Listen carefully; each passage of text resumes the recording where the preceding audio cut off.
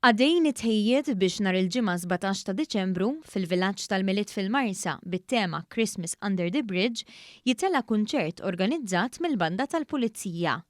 L-Assistent Kummissarju Anthony Kassar spjega li l-Banda tal-Pulizija ta' Malta ilha mwaqfa mill-1920 u minn dak iż-żmien l-hawn saru bosta kunċerti, inkluż barra minn Malta.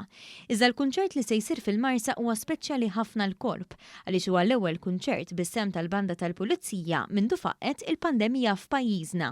Qed nippreparaw għandna preparamenti kbar għaliex inna mandoqqu l-Banda tal-Pulizija dawn l-aħħar sentejn minħabba Covid u għalina dan il-kunċert huwa ta' ċertu importanza, kunċert kbir fejn ħajkonna impenjata il-Banda tal-Pulizija kollha, għandna madwar 50 membru u mbagħad aħna nistiednu wkoll guest musicians magħna biex inkomplu nagħmlu il-livell tal-banda u nkomplu nagħmluha iktar spettakolari. Il-villaġġ tal-Milied fil-Marsa li se jibqa' miftuħ sa 30 ta' Diċembru joffri attivitajiet u atmosfera l-familja kollha u l-kunċert ta' nhar il-ġimgħa se jkompli jsabaħ l-atmosfera.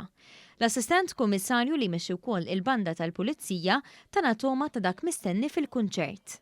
Aħna nkunu qegħdin ndoqqu mużika abbinata mal-milied, però għandna wkoll xi mużika oħra ta' Vangelis u ta' kompożituri kbar ukoll li ħatattira l-poplu li jkun hawnhekk. Ovvjament magħna mhux se nkunu l-banda u l-guest musicians biss waħedna, ma sidilna l-aqwa element ta' kantanti fil-pajjiż. Fuq kollox dan il-kunċert se jkollu wkoll annobli għaliex se jitlob donazzjonijiet bris id-Dar tal-Providenza. L-attività hija nhar il-ġimgħa kif ġeet pitada 17 ta' Diċembru tibda fis-7:30 ta' filgħaxija u għandha madwar siegħa u nofs jew xi ftit iktar, ġifieri hawn programm sabiħ ħafna.